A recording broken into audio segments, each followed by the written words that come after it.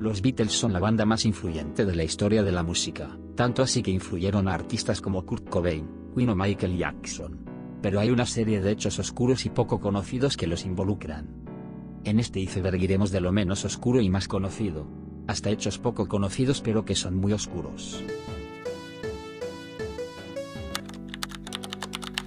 La Beatlemanía fue un fenómeno cultural y mediático enorme lleno de fanatismo juvenil e histeria colectiva que dio comienzo a finales de 1963 tras el lanzamiento del segundo disco de la banda, We the Beatles. Es considerado el mayor fandom de la historia.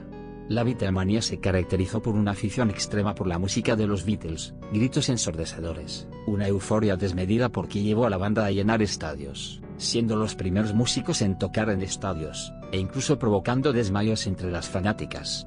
Cuentan que los conciertos de los Beatles olían a orina ya que las mujeres se excitaban tanto que se orinaban encima.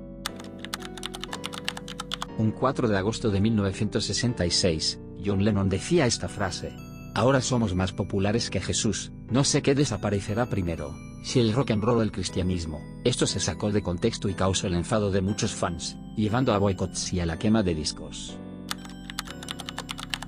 La visita de los Beatles a Filipinas en julio de 1966 se convirtió en una pesadilla.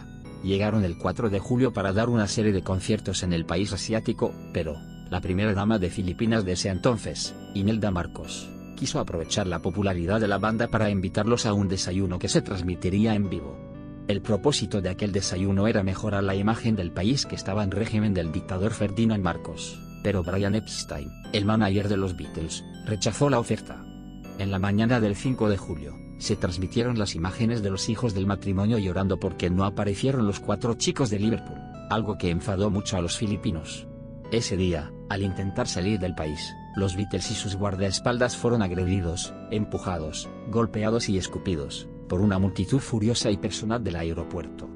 John, años después describiría el suceso como la experiencia más traumática de su vida.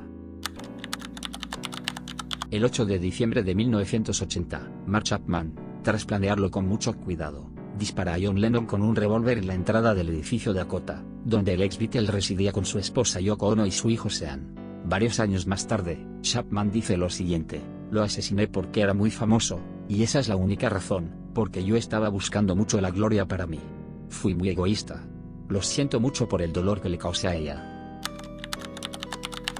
Stuart Sutcliffe fue el primer bajista de los Beatles que estuvo en la banda de 1959 a 1961. Sutcliffe era amigo íntimo de Lennon, razón por la cual entró al grupo. Su vida y estética influyeron profundamente en la banda antes de su trágica muerte en el año 1962 a los 21 años a causa de una hemorragia cerebral. En 1999, George Harrison y su esposa Olivia fueron atacados en su casa de Friar Park por un intruso. George fue apuñalado más de 40 veces, y, aunque sobrevivió, sufrió daños pulmonares severos que se citan como factor contribuyente a su muerte por cáncer de pulmón en 2001.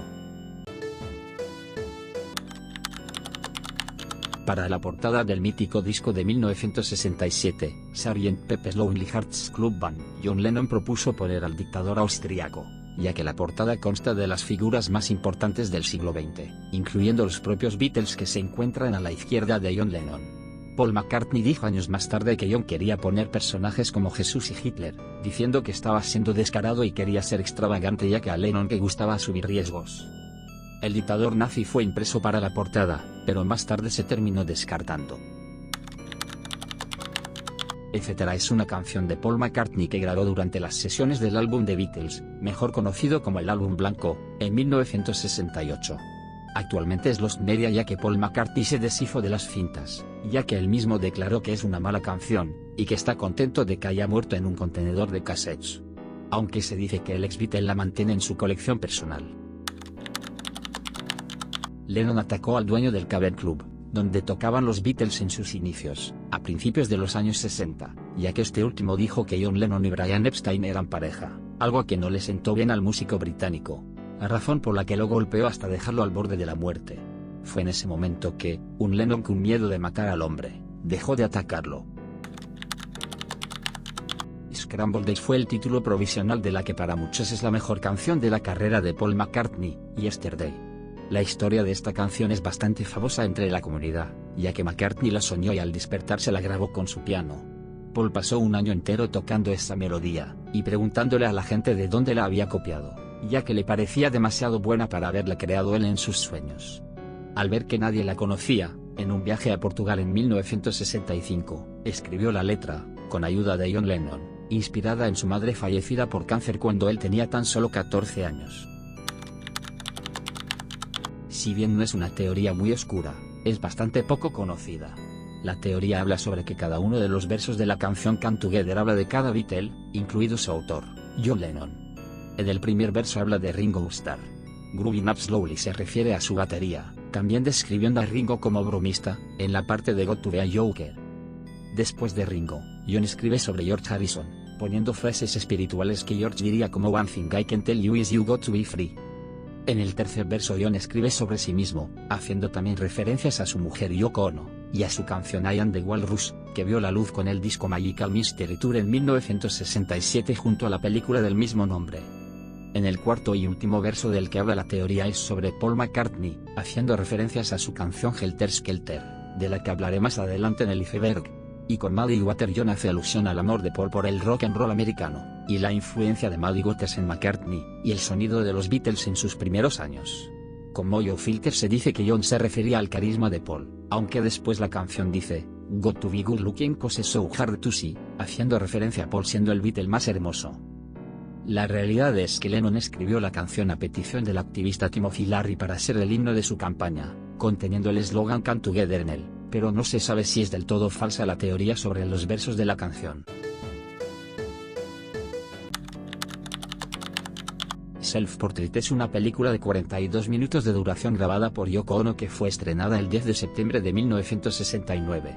En esa película aparece únicamente una toma donde aparece el pene semierecto de su esposo John Lennon.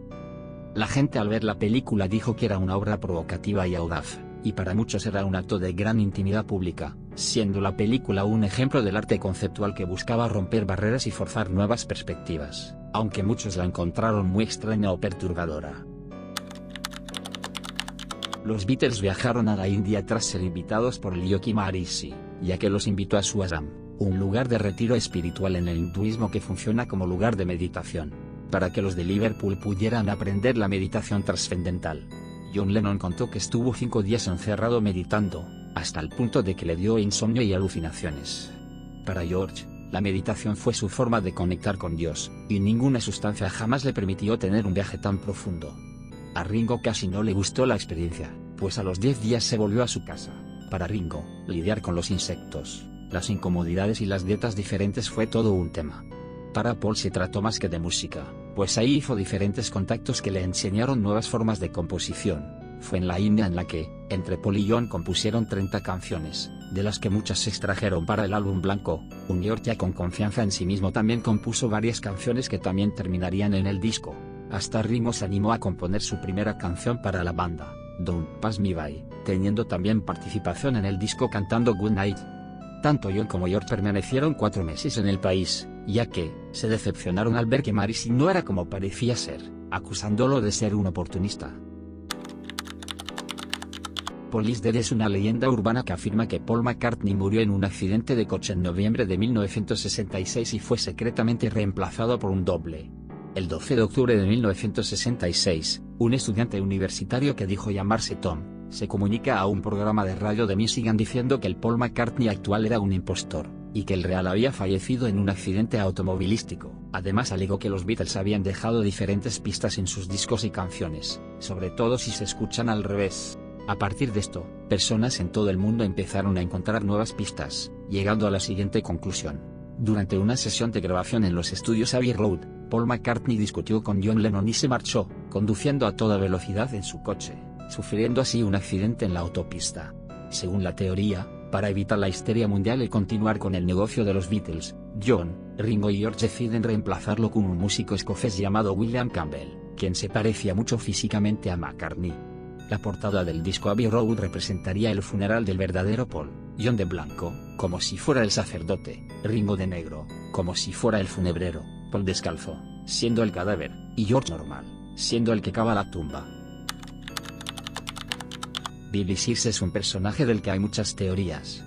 Billy es el nombre del personaje de John Lennon en la película de Yellow Submarine, por lo que hay teorías de que Billy Shears es John Lennon. Aunque también se dice que es otro de los reemplazos de Paul McCartney, o incluso que es Ringo, ya que el personaje de Billy Shears aparece en su canción en solitario In the Greatest de 1974. Helter Skelter es una canción escrita por Paul McCartney que salió en el año de 1968 para el álbum blanco.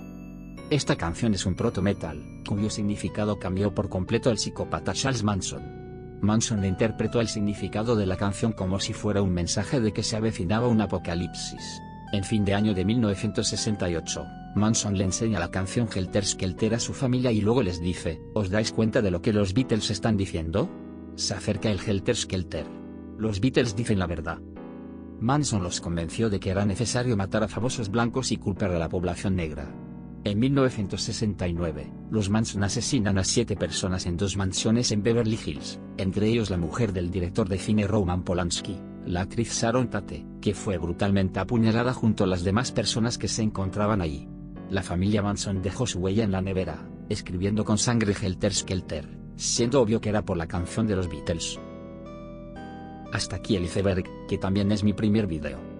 Pronto subiré más contenido sobre los Beatles, intentando que sea de la mayor calidad posible. Dejad vuestros likes, y también comentarios para yo saber lo que hice bien y en lo que debo mejorar. Suscribiros si os gustó el vídeo para así apoyarme. Tardé 16 horas sin exagerar editando. Hasta el siguiente vídeo, guapos.